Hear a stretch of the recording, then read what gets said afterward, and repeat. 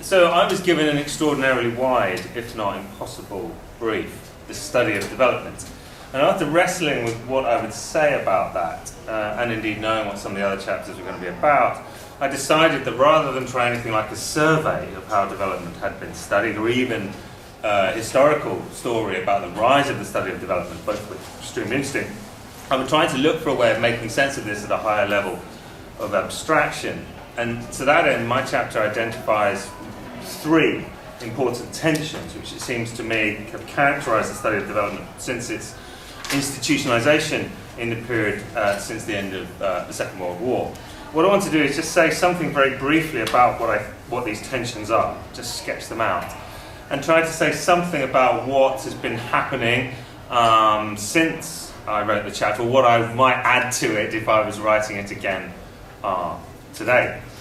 So the first tension is a tension between what I would call general and specific knowledge. That is, a tension between generating knowledge and policy prescriptions that are generally applicable to a large class of developing countries, and generating knowledge of the successes and failures of particular countries at particular times. Now, on the one side, of course, as many of you will know, the drive for generally applicable knowledge in the study of development has been very strong. Think here of much of the Keynesian-inspired economics of the 1950s and 1960s, the Washington Consensus, ideas about good governance, and of course more economically inspired things like growth theory or correlates of growth projects. And of course you can see the attractions of that. Poverty and underdevelopment look like general problems, and there's a lot of it around, and that these general problems ought to have a general solution. There is also, of course, we shouldn't deny it, an element of intellectual hubris, inspired both by moral considerations, that is, something ought to be done about this general problem of poverty, and, of course, political considerations, how it is that large developed countries, particularly the United States, was to manage its relations with developing countries.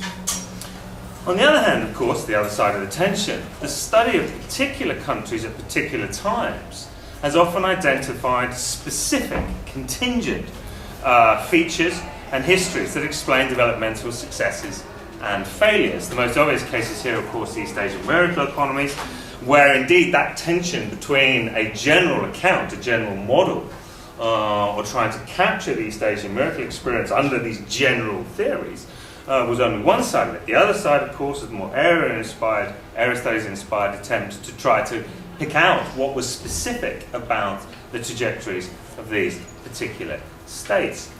Now, the issue here, of course, is not just that some countries don't fit a general model.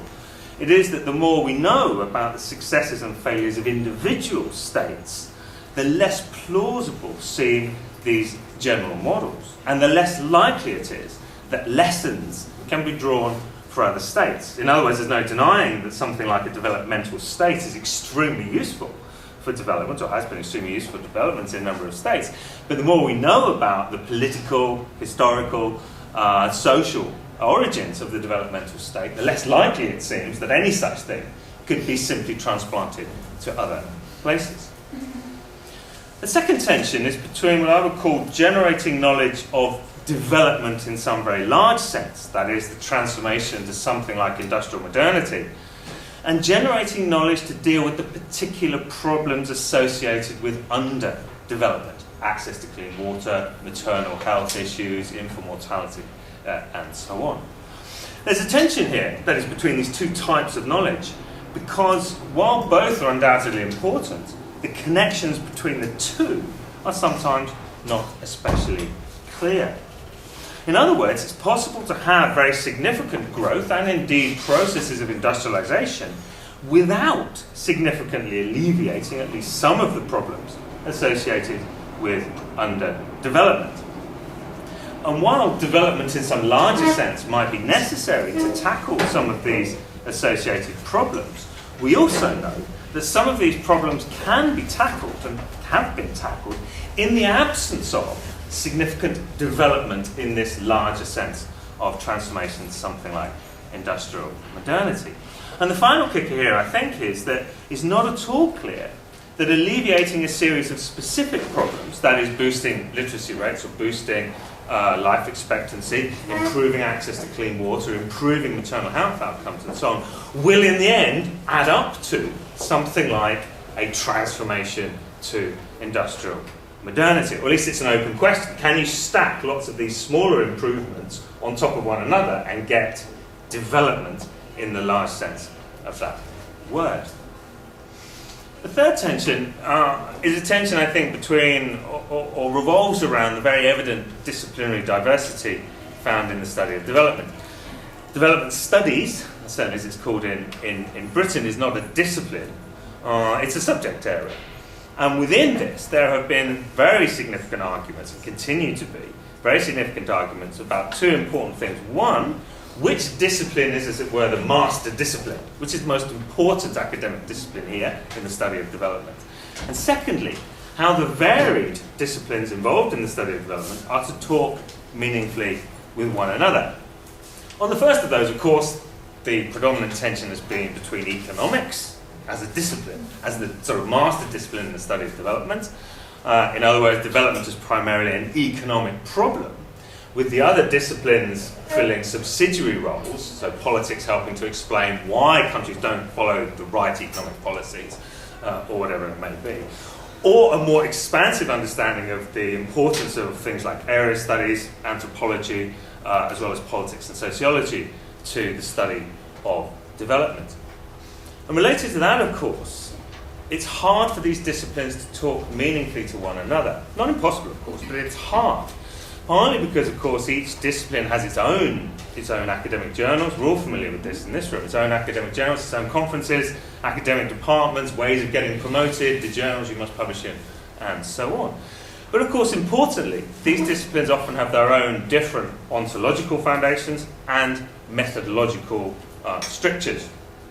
Getting them to learn from one another is hard, as I'm familiar with. When certainly in my university, everyone talks about the importance of interdisciplinarity, but it's actually an extremely difficult thing to do. As Radley Campbell, one of the editors of the volume, has argued, there are significant barriers to the deep integration of the varied disciplines involved. So those, it seems to me, are three of the tensions which characterise the study of development, and it seems to me they're often very productive, right? They generate lots and lots of things. But I'm not entirely sure that they are resolved or possibly even resolvable.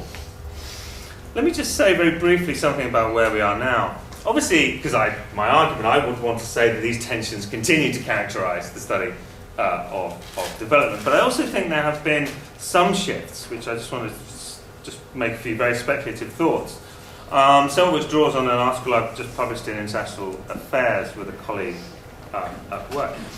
On general versus specific knowledge, my first thought here really is inspired by a quote from a World Bank report written in 2010, where it said, "A multipolar world requires a new multipolar approach to knowledge." And this points towards the broader sort of geopolitical and economic developments that we're all familiar with and that partly this conference is, of course, about, but as well as a recognition of the increasing role that universities and think tanks in developing countries might play in the study of development. The case of China is emblematic here. It's followed a deliberate attempt at trying to boost its research capacity and its higher education system. 3 universities, if you include Hong Kong, are in the top 50 of the global universities rankings. The Chinese Academy of Social Sciences, just to take one example, has over 31 research institutions, 4,000, yes, 4,000 staff, and houses 80 academic journals. Now, at one level, I think we might expect increasing amounts of research into development conducted in developing countries themselves to lead to more country-specific knowledge. That is, these are institutions designed to think about development problems in these particular countries. And I think that's probably likely to happen. On the other hand, research capacity in many developing regions remains chronically weak, and universities continue to suffer from a series of problems, particularly in sub-Saharan Africa. Second, even here, the temptations of generally applicable knowledge are hard for some people to resist. It's true that much of the debate about the so-called Beijing model or the Beijing consensus as some alternative to Washington consensus or something else, most of that debate is actually not originated in China itself, but for many I think it is hard to resist the idea that China's developmental success might have broader lessons for wider developing countries. On development versus the problem of underdevelopment, some of you will already know this, but after Chats was written, a World Bank staff member, Michael Walcott, wrote a blog post that much more pithily captured what I was trying to say. He said there was a contrast between big development and small development. Big development is structural transformation, and small development is focused on alleviating the material plight of individuals and groups. That's a much better way of putting it than I did.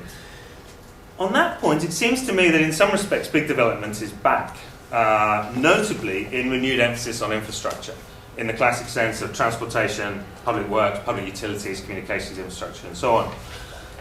Robert Zoellick, when he was president of the World Bank, stressed the importance of delivering what he called transformational projects which will transform economies rather than simply deal with the plight of individuals and groups. If you look at the aggregate figures on infrastructure lending, infrastructure lending has grown very significantly over the last 10 or 14 years or so. And I think we can also see it in the revival, if you like, of kind of 5-year national development plans that we've seen in a number of developing countries, including in sub-Saharan Africa. It seems to me, though, that at least one question we ought to have here is the extent to which donors and indeed developing countries have learned lessons from past experiences. The experience of infrastructure lending in the 50s, 60s and into the 70s is not very good. Infrastructure projects were often badly managed, poorly implemented, often downright wasteful, and the sustainability of infrastructure became a crucial issue as the fiscal situation in many developing countries deteriorated in the 1970s and 1980s. My second point here is that I'm not really convinced that we have any more substantial knowledge about how big development really takes place. Infrastructure certainly might be part of it. Development agencies might know more about how to deliver sustainable infrastructure projects, or at least we have to hope that's the case. But that's only a really very small part of the story. And we mustn't forget that there are opportunity costs. If you focus on infrastructure delivery, there's an opportunity cost for both donors and developing countries. And about that, I think we know very, very little. On disciplinarity and so on, I think probably even at the time I should have said something about this, but I'll say it now.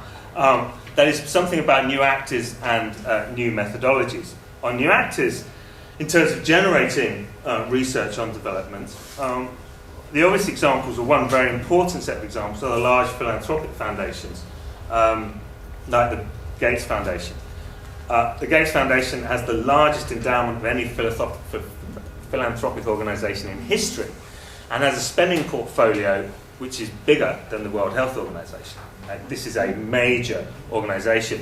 And its main emphasis is on innovation, and what they mean by that, I think, is scientific discoveries and technical solutions to largely small development type of problems.